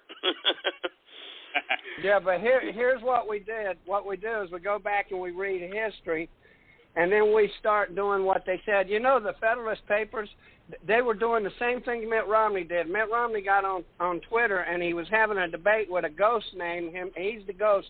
He's the ghost. He's made up another account, and he's sitting there having a debate. And I don't care if you don't like Romney, you would listen to this other guy and go, you know, I got to come around on Obama's side. The Federalist Paper, Romney's side. The Federalist Paper was propaganda to reach the people's minds. One of the founding fathers, one of the politicians, was having a debate with his own self under another name, and they accept that. And whenever someone says, well, if you go back to Federalist Paper number whatever, only thing I'm reading is the Constitution. That's all I'm reading. And here's what it looks like. Here's what it looks like, and then I'll hang up. You know, we say that it's against the law to come into this country illegal. Some guy runs across the border, and we say, hey, man, you're an illegal. You're a criminal. You came here without following the law. And he goes, all I want is a better life, man. And we say, okay, I'll tell you what. We'll give you amnesty, and we'll rewrite the immigration laws and call it immigration reform. Okay, what that is a state of reprobation. The Constitution is not in control of what the law says, and the Congress and the Constitution says Congress shall prescribe law, not judges. And it says in the Bill of Rights and the amendments, Congress shall enforce this with appropriate legislation. And I'll close on this and let you know what it looks like. God gave Moses the 10 Commandments, and in the first 5 books of the Bible, which is called the law, he gave him 613 laws that legislates each one of those commands, and it's so thorough there's no loophole. If I was to steal from you, okay, and then you say, why did you steal from me? I have to honestly say it because I wasn't loving God with my whole heart and loving my neighbor as myself. And that's why I envied your stuff, and then I stole it, and then when you asked me about it, I lied about it, and it just keeps on. And that's what we got. We got a Constitution that was based on the Constitution, and we've been outside of the Constitution making up laws, and we don't even know how many laws we got. I'm going to hang up and keep listening, man. All right. Y'all save the country, okay? Hey, God bless you, sir. Sir. Thank you. Sir, what's your name? Yeah. No, he's gone. All right, but go ahead. He's gone. He's called me before. I sure would like for him to reach out to you, Joe. I'd like his to name have is Nathan. He's a great guy. Yeah, he can reach you, Jim. You're on here. You know, give out your website at the end of the podcast. That's all. He can contact you if he so chooses. We announced it a million times. But he's in Orlando, Florida. But the Constitution. But what you said, Jim, was so true. Is that what last gentleman just said. We haven't been operating under the Constitution for so long now. We're living a lie. See, our moral compass, Sarge included, the gentleman, Bruce maybe, is that what you said his name was, Sarge? We all got such a strong moral compass. Nathan. And this fictitious entity, every good con has this element of truth. And so they've taken and they've used our good nature against us. It's the art of war. Use a person's strength and momentum against us, and they've taken our good nature. We're running out of time here, gentlemen. We're running out of time. So, Jim, you go ahead and give your closing thoughts. Continue on. Go ahead, and then Sarge. But our moral compass, we want to serve the laws of nature and nature's God, our original Constitution, common law, not codes and statutes. But we got to get rid of the codes and statutes. Okay, that solves a lot of our problems. You want to know where I'm going to end the conversation is? This is your beast just as much as mine. You get to control your reality and your destiny just as much as I do. This is the platform that the people asked to have represented so that other like-minded people could join together and serve the moral compass and the God that we know that is our inalienable right.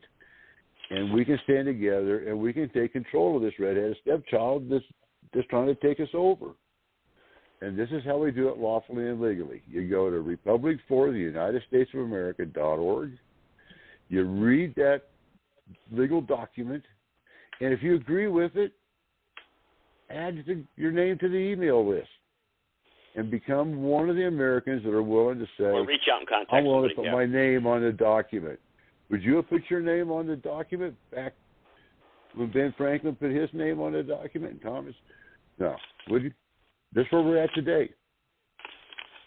Yep. Okay, Jim, I got to cut you off. Go ahead, Sarge, closing thoughts. Go ahead.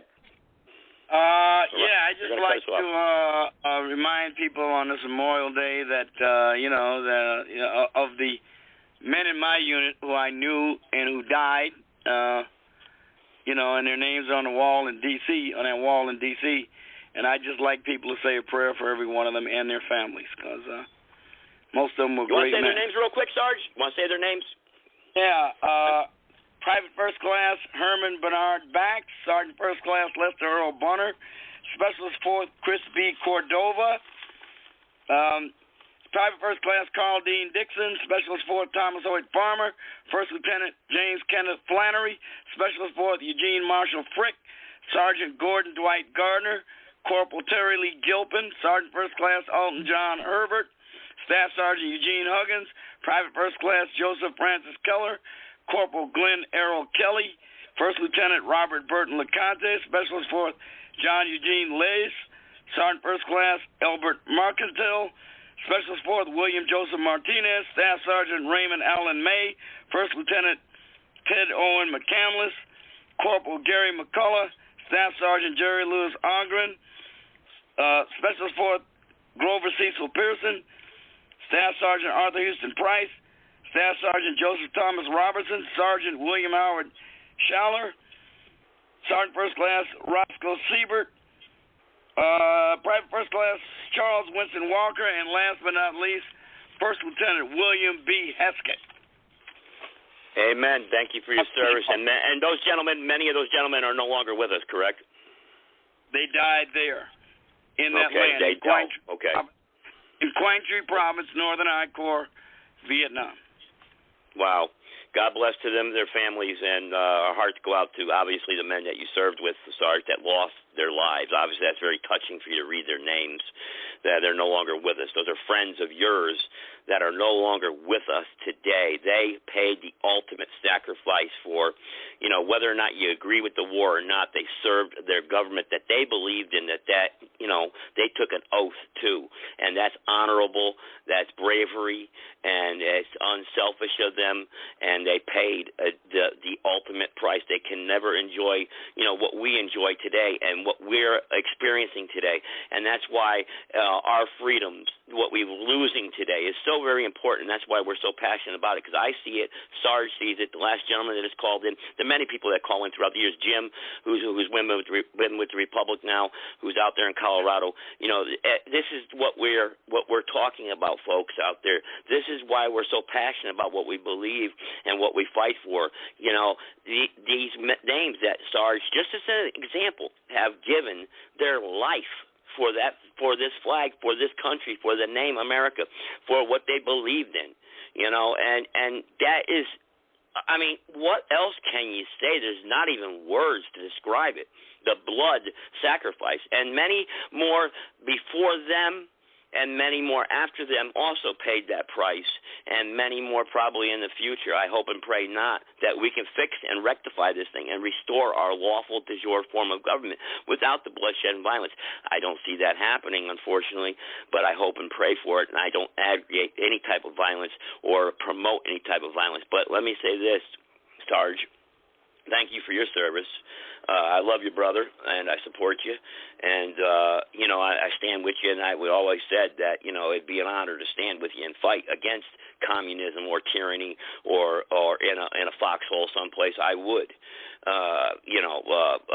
stand next to you and fight in battle, so I just want to let you know that.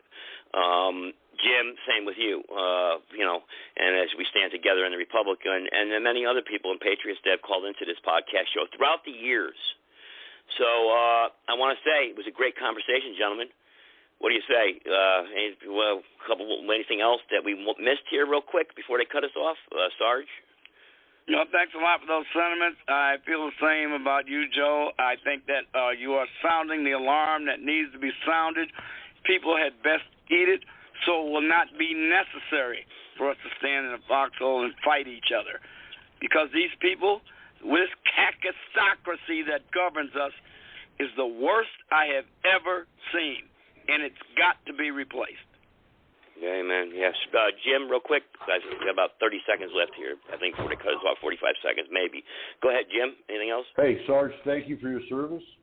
I appreciate you very much, bro, for all you do and all you will do, and all those other patriots and Americans out there. We're all part of the problem or part of the solution, and I like to look for the solution. And we have the ability to provide the solution. We just have to step up and take responsibility, and others will follow. They're looking for the answer. Thank you for this opportunity to speak to you, Joe, to Sarge, your service in many aspects, different forms of service, and we appreciate you, Sarge. And God bless America. Thank you. God bless everybody. Yeah, God bless America. God bless everybody. Tuesday night, 5:30 Central Standard Time. You can engage with the citizens of the Republic, members of the Republic, leadership, the people that are out there talking about the things that me and Jim are talking about, and many others throughout the years. And Sarge, too. Hopefully you'll join us if you can.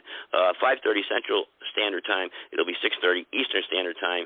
They do a short show, by the way. They do a quick 30, 45-minute show. So depending on the callers or engagements that they have, they just bring the news and events or what they have to report on real quick, and they give the opportunity for the people out there to engage them and ask questions, and not in repetition style, but to maybe talk a little bit. And maybe we got to grow this network. We've got to go out there and fight, like Sarge said. He's never seen this throughout the history of this country more terrible shape than what we're in today. That's an amazing statement from a man of his background and stature and what he's been through as a man living in America and what he's faced through discrimination, racism, hatred, fighting in Vietnam, serving as law enforcement officer, and being a very, very smart man in history, the smartest that I've ever spoken to, actually, for concerning history. He knows everything that I don't know about history. So that coming from him, a statement like that is so very important. So that's something that we need to take from this podcast here tonight. The alarm has been sounded. We need to wake up and restore our republic. God bless everybody. I'm going to wrap it up here. And happy Memorial Day to everybody out there, and thank you for the service of those who paid the ultimate sacrifice. God bless. Take care.